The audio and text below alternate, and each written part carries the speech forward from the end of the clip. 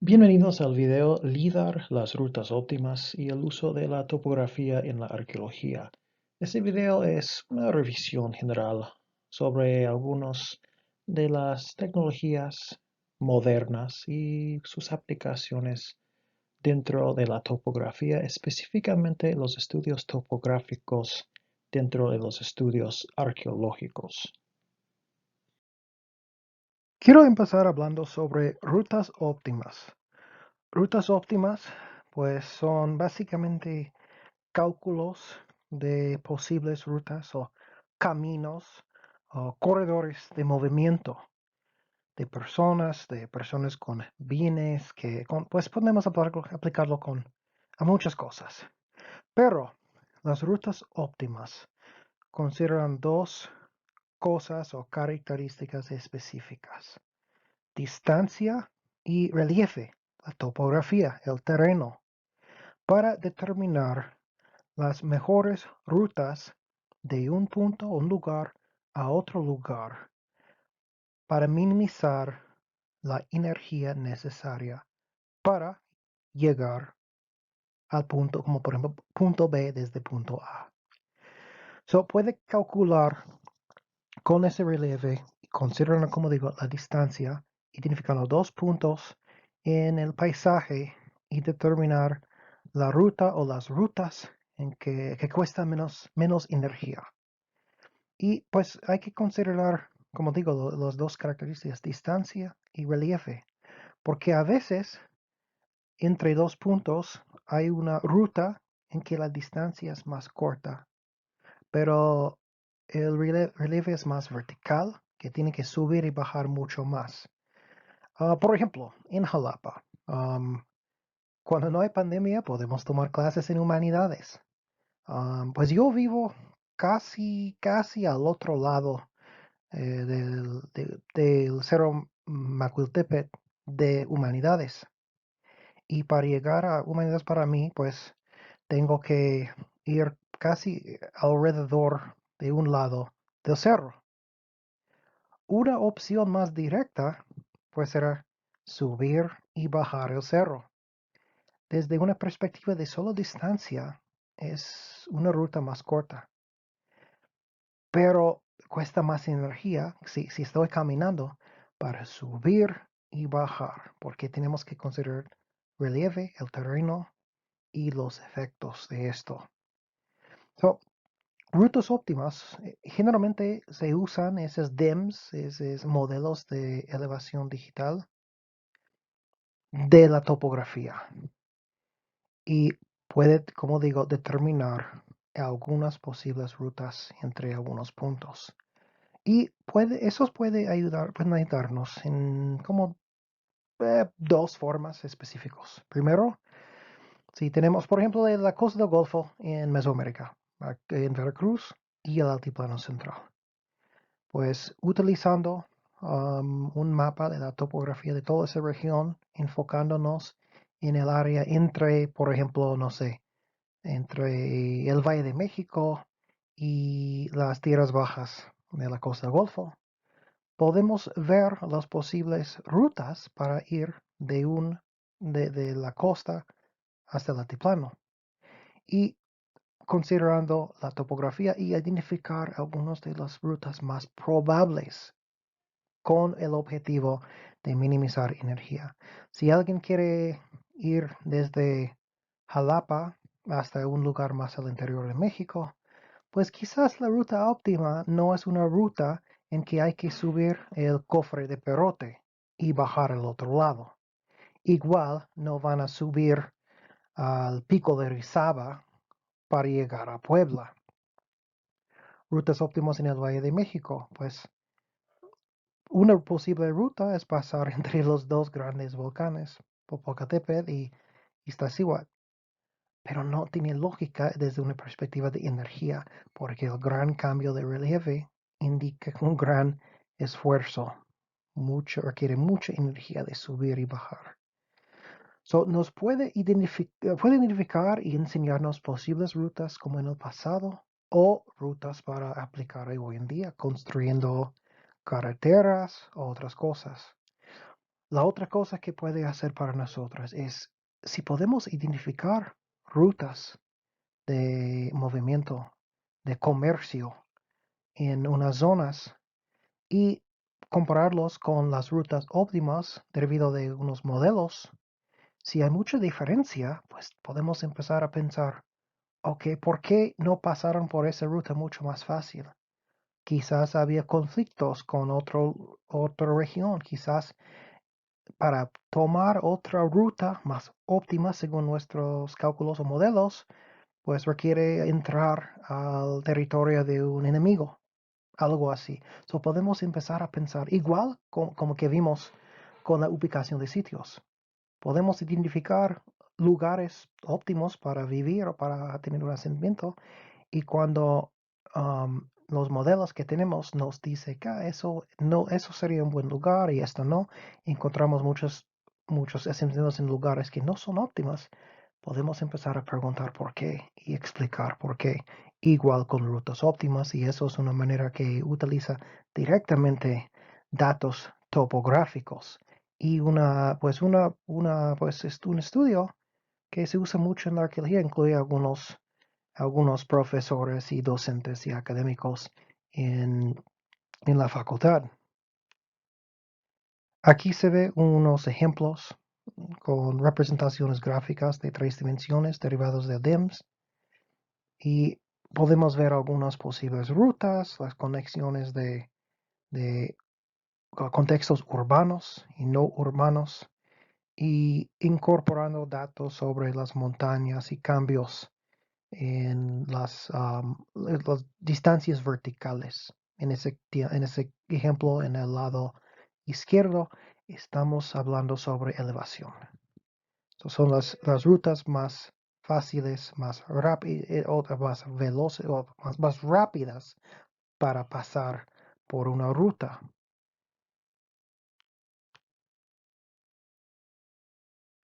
Aquí podemos ver algunas ideas sobre los primeros humanos en las Américas, algunos que pues, pues podemos o tenemos que rechazar que no hay mucha evidencia, por ejemplo, este ruta. Ahora hemos visto un poco de evidencia quizás genética sobre contacto con los de Polinesia, con Sudamérica, pero eso no tenía nada que hacer con los primeros humanos. Pero hay algunas teorías sobre la llegada por el interior y la llegada por la costa, dos posibles opciones para explicar la llegada de los primeros humanos. Y hay mucha evidencia, muchos sitios arqueológicos muy, muy, muy tempranos por las costas. So, una hipótesis es el movimiento por la costa, por el mar. Pero algunos de esos modelos utilizan rutas óptimas para considerar el movimiento y procesos de poblacionamiento en las Américas. En la costa del Golfo también tenemos algunos ejemplos de la aplicación de rutas óptimas. Zona olmeca, la cultura olmeca, formativo temprano y medio, conocidos más para los grandes asentamientos, San Lorenzo, La Venta, y poco después Tres Zapotes. Tenemos Laguna de los Cerros también y pues la escultura monumental. Aquí tenemos San Lorenzo, aquí tenemos La Venta, dos sitios que cuentan con mucha escultura monumental, cabezas colosales, tronos, otra escultura que en algunos casos estamos hablando sobre monumentos que pesan toneladas de piedra volcánica, de basalto y algunas otras piedras, pero en grandes, enormes, que pesan mucho. Y muchos de esos vienen de la Sierra de los Tuxtlas, porque no hay fuentes o yacimientos de esa piedra de basalto en esas tierras bajas, en la cuenca del río de Coatzacoalcos, en la cuenca del río Tonalá, pues mucha de la piedra venía desde la Sierra de los Tuxtlas, la única zona volcánica en el sur de Veracruz.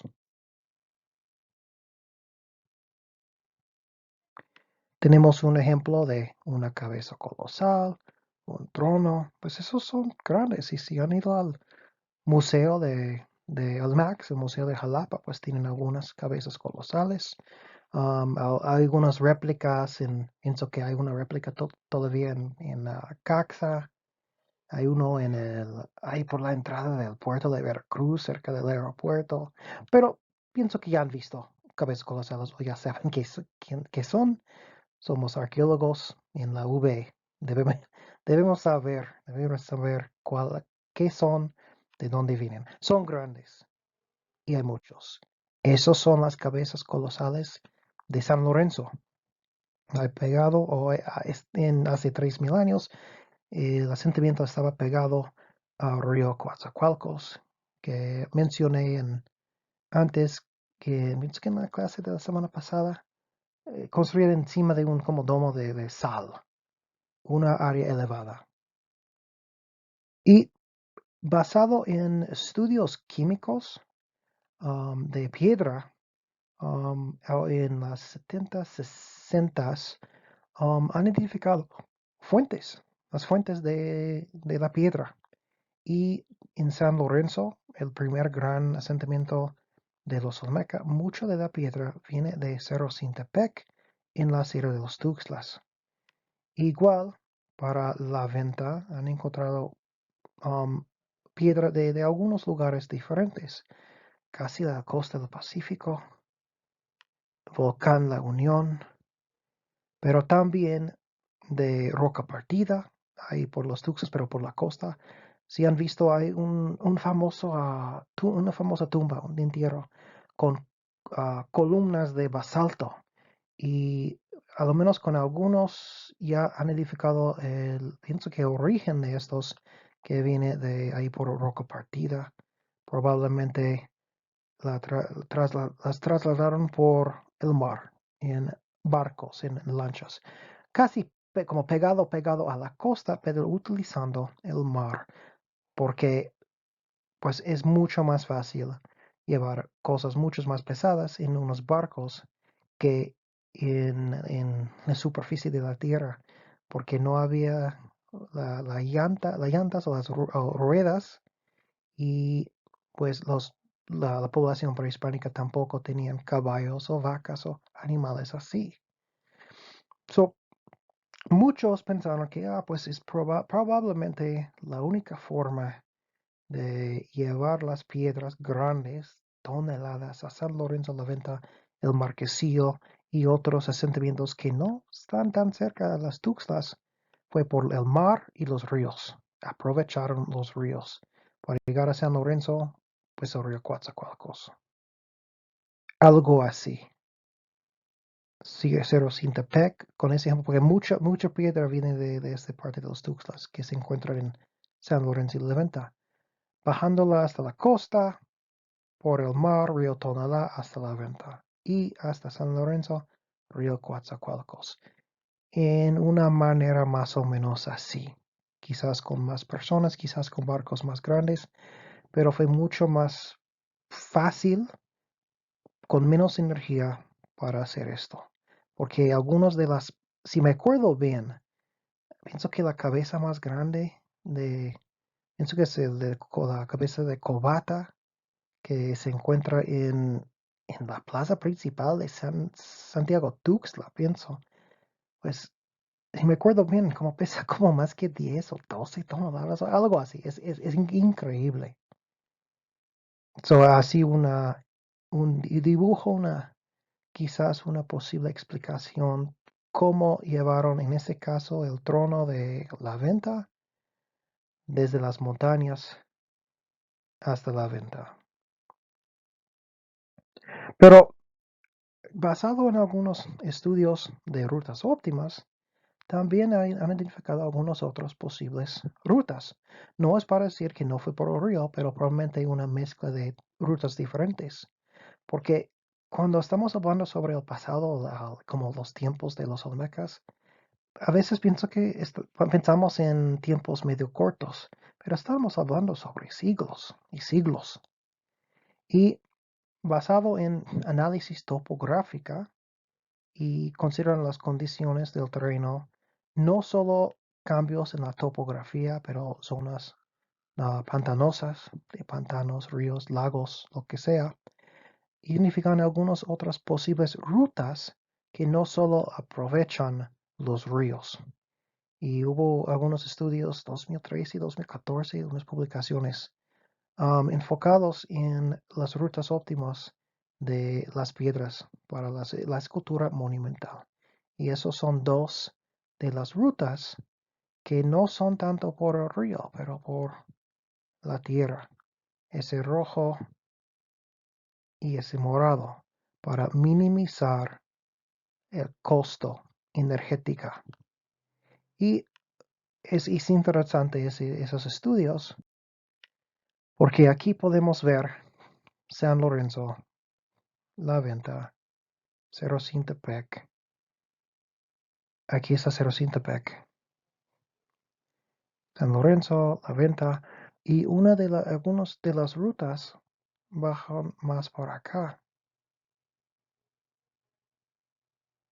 Y podemos ver Laguna de los Cerros y otro sitio pequeño aquí, Llano de Jícaro.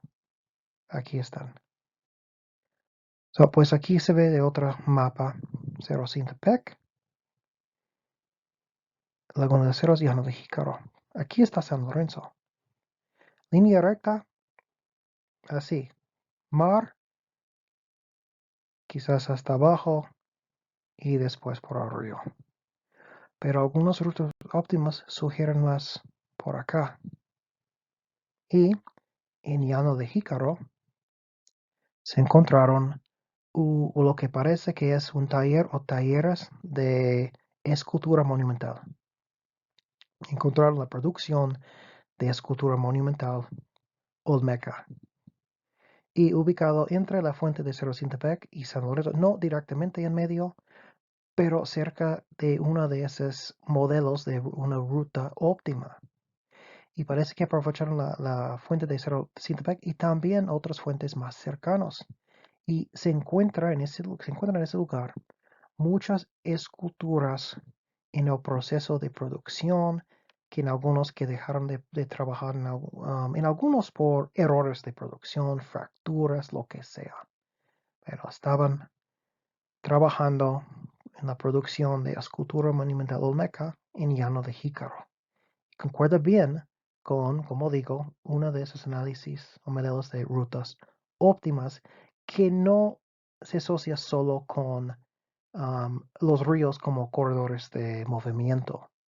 Como digo, eso es algo eso explica la combinación del descubrimiento de Llano de Jícaro, de la producción de escultura con rutas óptimas. Nos explica que la situación de trasladar los monumentos era más complejo, con más rutas. Pero un buen ejemplo del uso y utilidad de rutas óptimas, incorporando datos topográficos para explicar, identificar y formular preguntas y respuestas. Si tomaron la experiencia educativa Mesoamérica conmigo, han visto esa diapositiva. Y pienso que a lo menos uno de ustedes sí. Ok, la cuenta larga de los maya tengo como pregunta, porque hemos escuchado algo sobre la cuenta larga. Pues yo me acuerdo bien en 2012 que se interesa en la cuenta larga porque dijo que se iba a acabar el mundo, algo tonto así. Pues no, nunca dijo eso la cuenta larga, pero es un calendario, un sistema de registrar el tiempo. Incluye que puede registrar días. Y tiene, a lo menos me parece que entre el público tiene una fuerte asociación con los maya y pues con el arqueología también. La gran mayoría de los ejemplos de la cuenta larga vienen de la zona maya. Pero como es un calendario, es un sistema calendrico, es un calendario con fechas, podemos identificar las fechas de la cuenta larga más tempranas. Y aquí están las ubicaciones de los monumentos o monumentos y artefactos con las 6 largas más tempranas. Aquí, aquí, aquí, aquí, aquí. Tenemos 3 en Veracruz, en el sur y centro-sur. Tres Zapotes es uno. La estatua de los Tuxtlas, de un contexto no medio desconocido de los Tuxtlas, Cerro de las Mesas, no, la Mojarra, este de la Mojarra, y algunos en la región del Istmo hasta la costa del Pacífico, ese corredor. Aquí están las 6 fechas más tempranas. Chiapa de Corzo, después sí, Tres Zapotes, Veracruz, El Baúl y Tacalicabash de Guatemala, La Mojarra, Veracruz, y los Tuxtlas, Veracruz. Esas son las fechas más tempranas. Ninguna de las fechas más tempranas aquí de la zona maya. La fecha más temprana de la zona maya viene de Tikal, casi 300 años después de Cristo, casi o más que 300 años después de la fecha temprana más temprana de Chiapas, de Chiapa de Corzo. Bueno, esa distribución de la cuenta larga en los ejemplos más tempranos parece que a lo menos implica de alguna manera que quizás desarrolló más en la zona transismo, desde Veracruz hasta la costa del Pacífico de Chiapas y Guatemala. Pero ¿por qué los dos lados de la costa? Well, tiene sentido tomando en cuenta la topografía. El istmo, algunos puntos en que fue más fácil, con menos energía, para cruzar de un lado de una costa llegando al otro. Y eso fue un corredor de comunicación. Pues podemos ver mucha evidencia de interacción entre Veracruz y la costa del Pacífico. Hay muchas similitudes en el arte, en algunos aspectos del arte asociado con Tres Zapotes, aquí junto a los Tuxtlas, sur de Veracruz, y Izapa, en la costa del Pacífico, casi pegado a la frontera con Guatemala. Por eso fue básicamente la ruta óptima entre esas dos regiones, que pasó durante los tiempos de los Olmecas y también en el tiempo Epilmeca y mucho más.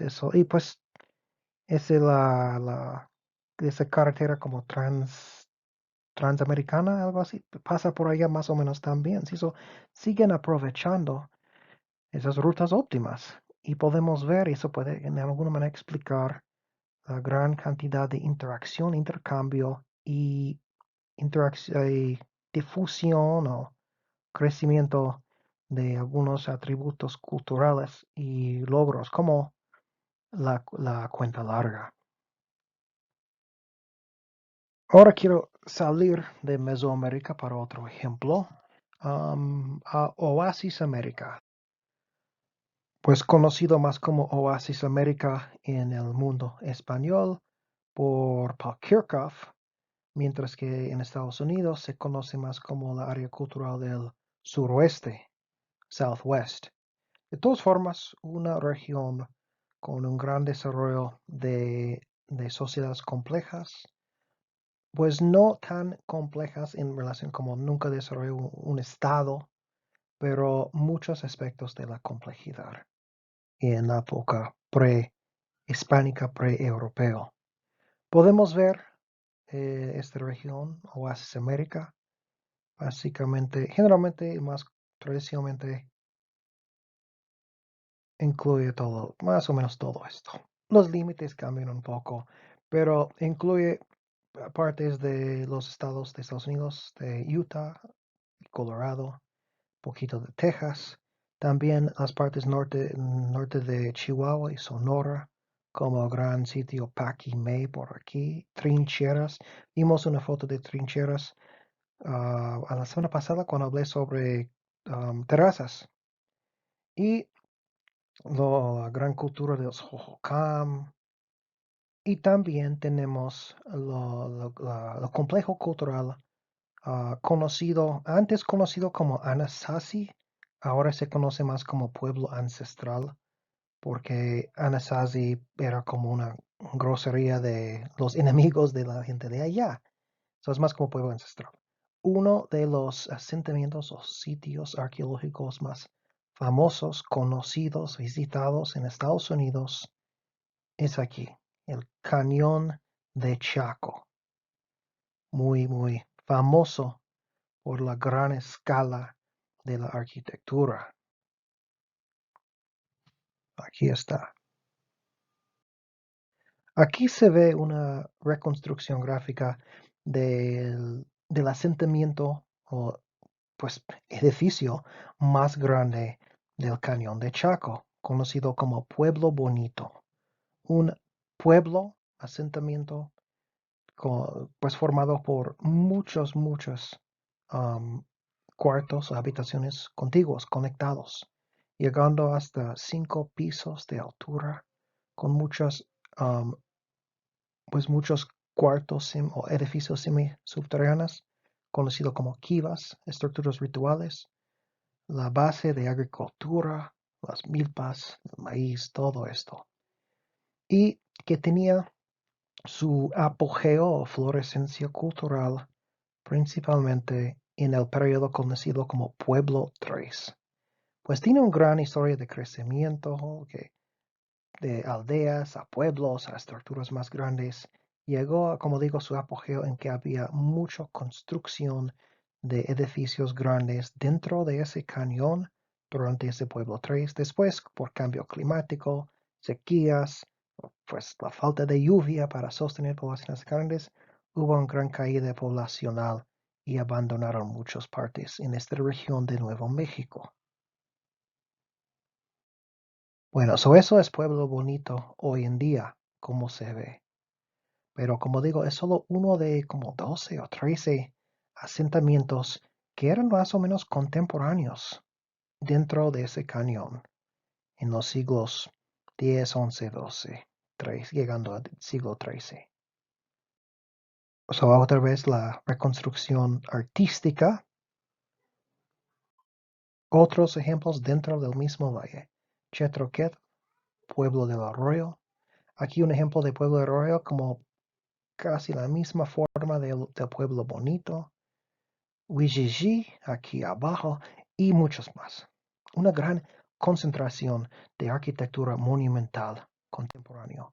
Aquí se ve en el cuadro el Cañón de Chaco. Durante ese tiempo podemos ver una expansión de esa influencia que parece que venía desde el Cañón de Chaco hasta otras partes en Oeste América, llegando a la parte centro-sur de Nuevo México, el estado de Arizona, muchos utilizando los mismos símbolos o símbolos parecidos en el arte, las estructuras religiosas, implica una gran concentración y también una gran intensidad de intercambio con el centro de este mundo, el Cañón de Chaco. Aparte de algunos aspectos, elementos culturales compartidos, estructuras, arquitectura, esto, también se encuentran otro elemento muy interesante, los caminos del sistema Chaco.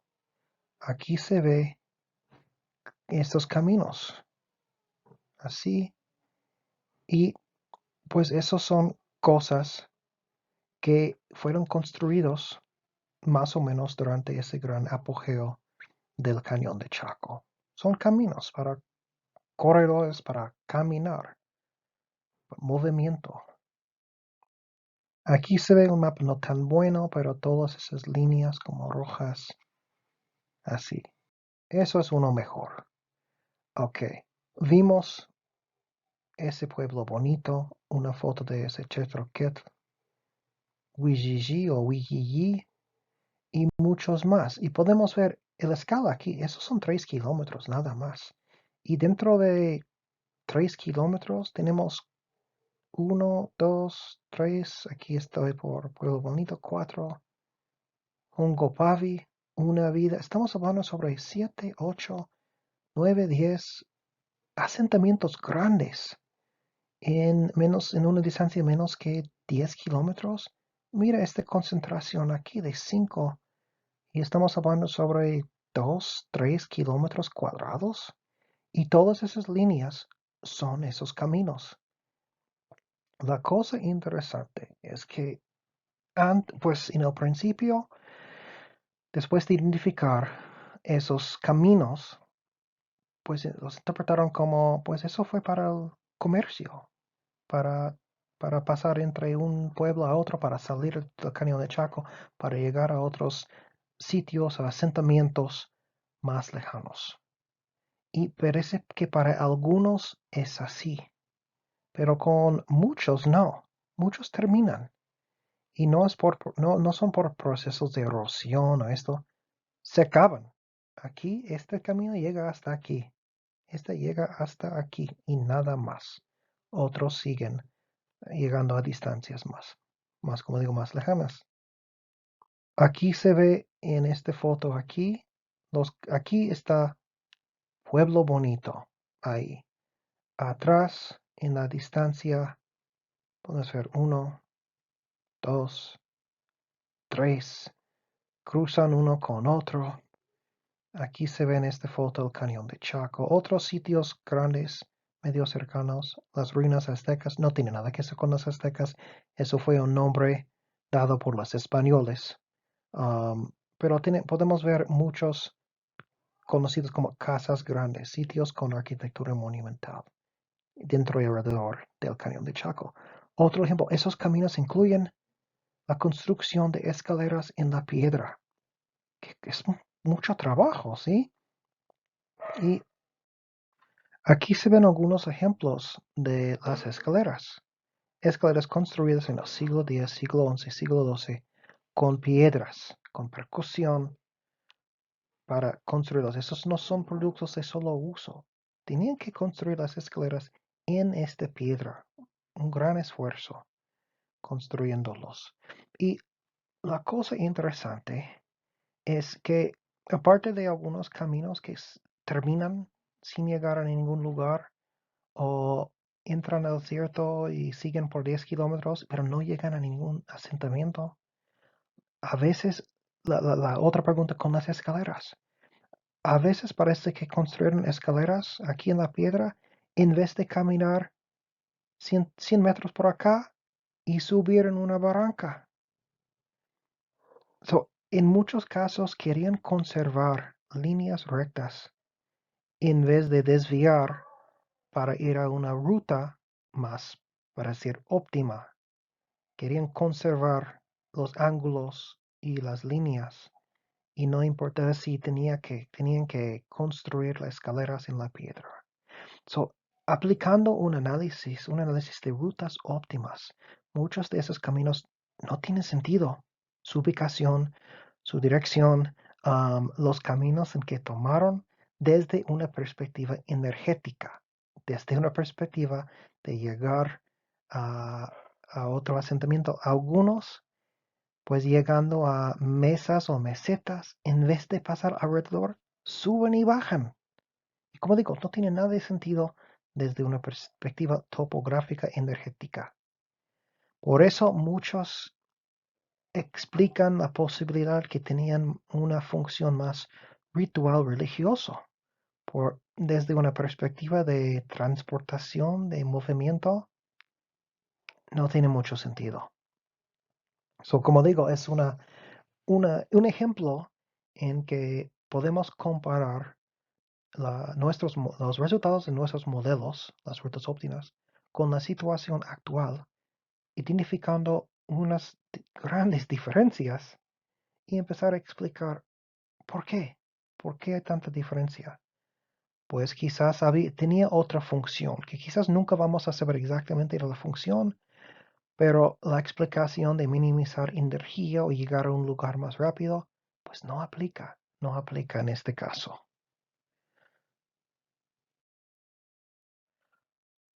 Otro enfoque con respecto a topografía, incorporando datos topográficos para entender la experiencia de las personas del pasado es la cuestión de visibilidad, porque pues ya acabamos de ver cuestiones de movimiento, incorporando datos topográficos, cambios verticales a través del terreno para ubicar o identificar las mejores rutas para las personas. Pero también podemos pensar en cuestiones de visibilidad. Desde un asentamiento a otro asentamiento, hablemos un poco, yo hablé un poco sobre eso para los asentamientos en el epiclásico en Mesoamérica. Lugares elevados.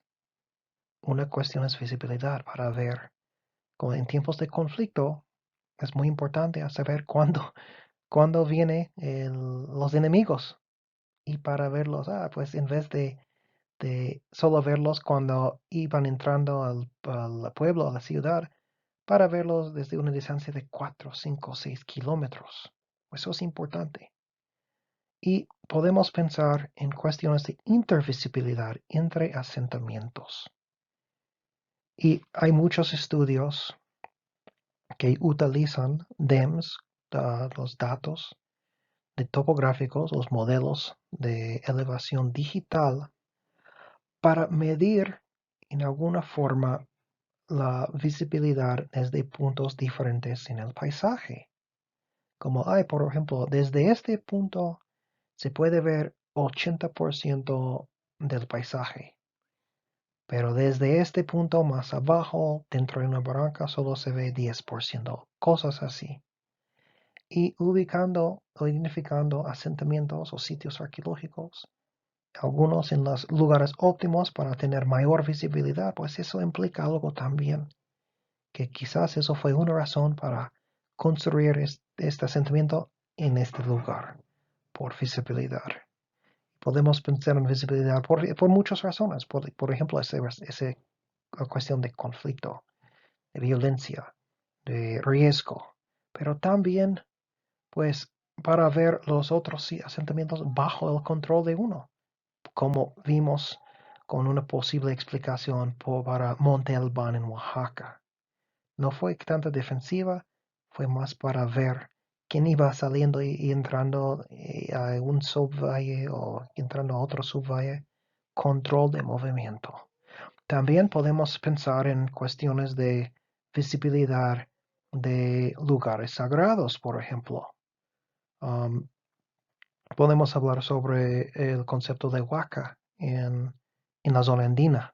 A veces se aplica a como pirámides o lo que son parecidos a pirámides, estructuras monumentales, pero también pues aplica a pues elementos importantes sagrados que incluyen cosas como montañas o lomas y en algunos casos eso es importante a tener una vista de un lugar sagrado y hay estudios que incorporan cuestiones de visibilidad basado en topografía a los estudios de las ubicaciones de asentamientos. Este ejemplo aquí hablando sobre intervisibilidad. Desde un punto que se puede ver, pues podemos ver algunos asentamientos aquí y lo que nos indica con el rojo y verde eso, lugares visibles o no visibles desde un punto hasta otro punto. Y tenemos que considerar como, sí, áreas elevadas, barrancas, partes profundas y la elevación a altura relativa en estas preguntas. Aquí el concepto de cuenca visual, incorporando la geografía, topografía. ¿Qué es visible desde una ubicación o qué proporción del paisaje es visible desde una posición? Y eso 100% basado en el terreno, en la topografía. En este ejemplo, alguien de aquí, pues no puede ver nada de aquí. Igual, nada de aquí. Y aplicando un concepto así a una escala más grande, en vez de una persona con esto, montañas, valles y asentamientos grandes, pues podemos empezar a hablar sobre qué proporción del paisaje es visible, que se puede ver desde una área elevada, desde este punto específico, de esta ubicación de ese asentamiento o esa ciudad más grande o lo que sea, para hablar sobre cuestiones de control político, de importancia en la visibilidad y muchos otros conceptos. Pero como digo, la base es la topografía, la base es el terreno, los cambios verticales y horizontales. La topografía son otros ejemplos que cómo nos puede ayudar como arqueólogos. ¿Qué podemos hacer? Podemos empezar a pensar en más preguntas, no solo sobre cuestiones de alimentación, de obtención de recursos, pero cuestiones religiosas, rituales, políticos, cuestiones de control. Así, pues esos son otras cosas importantes y la topografía, como digo, nos puede ayudar en muchos de esos temas. Aquí representaciones gráficas sobre la distribución espacial de visibilidad. Podemos ver ejemplos, por ejemplo, este lado aquí, que se puede ver desde un lugar a otro lugar. Las áreas con mayor visibilidad, obviamente en áreas más elevadas, en las barrancas con menos visibilidad. Personas aquí puedes vender muy poco de las cosas afuera y las personas afuera muy poco de aquí. Áreas de alta visibilidad, de baja visibilidad, otras maneras de representar esto, utilizando colores y para construir representaciones que parecen tridimensionales. Mucho de eso se puede hacer con programas de SIG, de Sistemas de Información Geográfica, y pues los compus y datos topográficos, muchas veces utilizando datos de satélites o, o bases de datos que tienen mucha información, miles y miles y miles de puntos topográficos. Pues para terminar el primer video de hoy, quiero hablar un poco sobre la prospección remota. Podemos pensar como algunos de los ejemplos en el pasado que siguen usando um, la fotografía de aviones aéreos y de satélites también. Pero una cosa que me parece más popular hoy en día, que ha contribuido mucho, especialmente por ejemplo en la zona maya, es el uso de LIDAR. LIDAR, pues la palabra viene de primero Light Detection and Ranging System, detección de luz y alcance.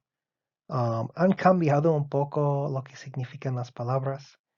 Ahora yo he visto más la segunda, Light Imaging Detection and Ranging, imágenes de luz, detección y alcance. Originalmente era luz y radar, pues nada más. Pero es una forma de obtener muchos datos sobre la topografía, sobre la superficie terrestre. Es un método de topografía que mide la distancia a un objeto iluminando el objetivo con luz láser y midiendo la luz reflejada con un sensor. Esas cosas con más tecnología, más complejas, que como digo, usa luz concentrada, un láser, para tomar un punto en la superficie de la Tierra. Lo beneficio de esto es que con esas herramientas que me parece que solo el uso me parece que cuesta mucho, pero pueden poner uno en un avión, pasar algunas veces arriba de una área o una región y va tomando como miles de puntos topográficos cada como segundo. Es puros lasers que van, reflejan y pueden medir el tiempo y el ángulo de regreso y esas máquinas pueden determinar distancias verticales y construir un base de datos de millones de puntos de superficie.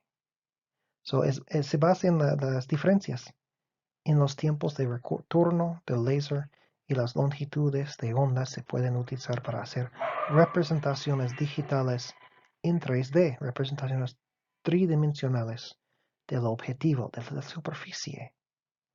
Y en algunas regiones eso es una gran ventaja, pues específicamente en contextos de bosque, de selva, porque una de las ventajas del LIDAR es que muchos de los lasers pasan por los árboles y llegan hasta la superficie y muchos otros no.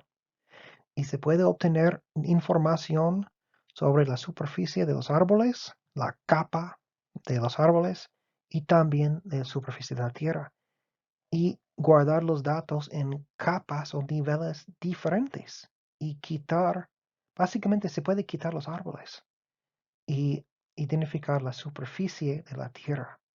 Y estamos hablando sobre métodos precisos que mucho menos que un metro. No solo va a medir solo como las estructuras grandes o cambios grandes de altura, pero se puede identificar cambios muy, muy leves, muy pequeños, que quizás incluyen en una prospección arqueólogos caminando en transectos por la selva que ni ellos van a encontrar o van a ver o van a registrar. Pero el líder sí se puede hacerlo. La desventaja es que me parece que todavía ese líder cuesta mucho. Vamos a ver como final un video corto sobre el gran sitio de Angamuco ahí por la cuenca del lago de Pátzcuaro en Michoacán. Y un proyecto dirigido por el arqueólogo Chris Fisher y, pues de la Universidad Estatal de Colorado de Estados Unidos. Yo me acuerdo cuando yo estaba en el posgrado en Arizona hace muchos años. Él llegó a dar una plática, fue invitado a hablar sobre su proyecto y estaba haciendo ese proyecto de Angabuco y tenía todos los datos de LIDAR y nos estaba enseñando pues las imágenes tan detalladas, tan precisas. Es como así, y podemos quitar la capa de árboles y solo ver la superficie. Mira, podemos identificar juegos de pelota y templos circulares y todo. Y fue increíble. Y nos dijo algo como, no, sí, tenemos una cobertura no me acuerdo, algo como 40 kilómetros cuadrados. Y hicimos todo esto en 2 días con un avión. Y las máquinas de LIDAR hay que meterlo en el avión, pasar por la superficie no sé cuántas veces en el avión, pero eran como 2 o 3 o 4 días y terminamos con todo esto. Y solo nos costó como $80,000, algo así, es como solo. Y había recibido como una beca muy grande para hacer ese proyecto y gastó todo en como 4 días, pero eso era el objetivo de mi proyecto, hacer eso. Y sí, pero nos dijo que pero para un proyecto así eso no es mucho. Pues relativamente, pues no es mucho, pero la gran mayoría de los proyectos arqueológicos no tienen acceso a algo así. Quizás en el futuro llegue a ser algo no tan caro para implementar en otros proyectos. Pienso que es INEGI. INEGI tiene como datos de líder pienso que del estado de Veracruz, pero no son datos tan precisos. No puede detectar como cambios de como menos de 1 metro de altura. Estamos hablando sobre como calidad de 5 metros, algo así. Y para la topografía, montañas y eso, es suficiente. Pero para identificar como arquitectura prehispánica o plazas o conjuntos arquitectónicos, eso no es una calidad suficiente para detectarlos. So, esos proyectos que utilizan LIDAR con mayor precisión, pues son muy, muy útiles y importantes, pero también parecen muy, muy caros. So, aquí funciona el LIDAR. Un avión aquí pasa arriba del bosque, del terreno, lo que sea, pero como digo, como tiene tantas ventajas, los proyectos que yo he visto en Mesoamérica, los proyectos más famosos de LIDAR, en Angamuco, bajo de un bosque, y en la zona maya, en la selva tropical. Pero pasa arriba, salen miles y miles de lasers y hay una máquina para colectar los datos cuando regresan los lasers después de pegar los árboles o la superficie del, del terreno de la tierra. So, se va del avión y regresa cada uno. Y yo no puedo explicar exactamente cómo lo hace, pero sí lo hace. Y aquí es un mapa de este lado de un mapa derivado de láser. Y podemos ver pues un sitio, mucha arquitectura aquí que se ve gracias a esos datos y utilizando esos programas de compu con los DEMS, con datos derivados de este LIDAR. Bueno, hace poco, un año quizás un poco más, salieron muchas noticias, los avances en la zona maya, específicamente en Petén. Aquí se ve el sitio maya, gran sitio maya de Calakmul, uno de los sitios mayas más grandes y durante el clásico más poderosos, influyentes sitios, uno de los sitios principales, el eterno enemigo de Tikal. Habían muchas guerras, peleas, conflictos entre Calakmul y sus alianzas y Tikal, con Tikal y sus alianzas. Pero como podemos ver hoy en día, pues ya se ve la arquitectura súper monumental, reconstruida, pero lo demás, pues es selva. Y en muchos de los sitios más grandes de los mayas, estamos hablando sobre quizás miles, no, cierto, miles de estructuras en general. Y nos interesa como arqueólogos no solo la arquitectura monumental, nos interesa todo el asentamiento. Y la gran mayoría de la población no eran los élites, no vivían en palacios, no tenían estructuras enormes, vivían en casas, hogares simples, a veces cerca del centro, a veces más lejanos. Y si queremos obtener una perspectiva más completa sobre un asentamiento completo, tenemos primero que identificar los límites del sitio, la distribución arquitectónica y todo eso. Y en contextos como la selva así, es casi imposible.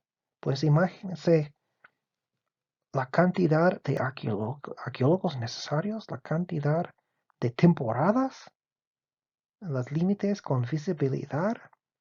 Yo me acuerdo cuando hace 16 años yo fui a Tikal, a Guatemala. Pues yo fui a Chiapas primero, después a Belice y entré a Guatemala por Belice. Fui a Tikal. Y sí, Tikal es enorme, es increíble, pero tiene como algunos de la parte del mero centro, la parte principal, algunos otros templos muy grandes, pero después para pasar de una concentración arquitectónica a otra, tienes que pasar, ahí tienen caminos, pero hay que pasar por la selva, un camino por la selva. Y, y la gran mayoría, pues puedes ver en la selva como las estructuras no reconstruidos. Y pues yo me acuerdo también caminando en un camino entre la parte central y como un kilómetro hasta otra concentración arquitectónica. Y hay anuncios que dicen como, pues no caminen solos, cuidado con los jaguares. Y así es como, ay, imagínense haciendo prospección en estas selvas.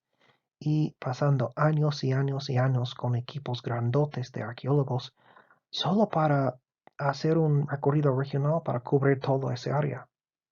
O identificar la arquitectura con LIDAR en unos días y con un gran gasto, sí. Pero eso es lo que han hecho en algunas partes de la zona maya. Eso es Calakmul. Eso es Tikal. Eso es la parte central. Todos los asteroístas se van así. Es bien bonito. Tiene los templos grandes. Algunos de esos templos que salen en la película de Star Wars. Pero es bonito. Tiene, pues, mira, limpio. No es la selva. Está aquí junto. Pero se puede entrar aquí. Pero eso es solo una parte muy pequeño del sitio. El centro del sitio, sí, el centro monumental. Pero desde otra perspectiva, esos son otros templos. Tienes que caminar en caminos por la selva para llegar y subir a algunos otros templos. Aquí se ve otra vez esa parte central.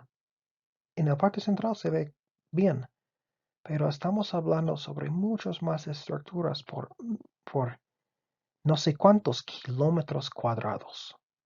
Mucho trabajo para hacer un levantamiento topográfico con técnicas tradicionales. Imagínense haciendo mapas con cintas y brújulas en esta selva. Pues, no, gracias. Por eso, ese LIDAR, pues sí, nos puede ayudar mucho. Y como digo, hace un año y medio, quizás menos, quizás un poco más, no me acuerdo exactamente, pues publicaron algunos resultados de esos estudios. Ya tienen más tiempo haciendo los estudios. Entre la comunidad arqueológica ya sabemos sobre eso, pero salió más en las noticias. Descubrimiento de tantos asentamientos y estructuras en la zona maya que tenía una densidad mucho más alta poblacionalmente que pensemos antes. Cambia la perspectiva de que las mayas no eran como ciudades vacías con poca gente, no, eran ciudades grandes con las estructuras. Obviamente, y pues una cosa más aquí podemos ver, eso es con datos LIDAR. Básicamente quitando la selva. Podemos ver no solo las pirámides grandes, podemos ver caminos, mira, estructuras hasta allá. Obviamente podemos ver que esos no son elementos naturales. Todo esto podemos ver solo por cambios pequeños en la altura, podemos ver caminos, probablemente caminos antiguos del periodo clásico. Y obviamente, en este caso, el LIDAR solo es como la primera etapa en un proyecto. La primera cosa, identificar y tenemos mapa. Podemos identificar muchas estructuras, la distribución del asentamiento. Pero el LIDAR, pues no puede fechar los edificios, no puede decirnos algo sobre las fases de construcción, no puede decirnos si estaban ocupados todos en el mismo tiempo. Quizás quizás hubo una expansión de población en el clásico medio, pero una retracción, disminución en el clásico tardío, no sabemos. Pero nos indica las ubicaciones, la topografía y la distribución de la arquitectura. Muy útil para el inicio de un proyecto, porque después se puede usar esos datos para identificar posibles áreas, regiones para enfocarse con más trabajo. Quizás a alguien le interesa la organización de no sé qué, algo, o quizás una forma arquitectónica específica que se encuentra en muchas partes. Quiere determinar la función de un conjunto arquitectónico específico. Pero nos puede dar mucha información y podemos utilizar la información topográfica para construir preguntas, para contestar preguntas, formular explicaciones y, y como digo, los datos topográficos son tan importantes en la arqueología. So, LIDAR es una manera muy buena, aunque caro, para obtener datos topográficos sobre una gran área en poco tiempo y datos muy, muy, muy precisos.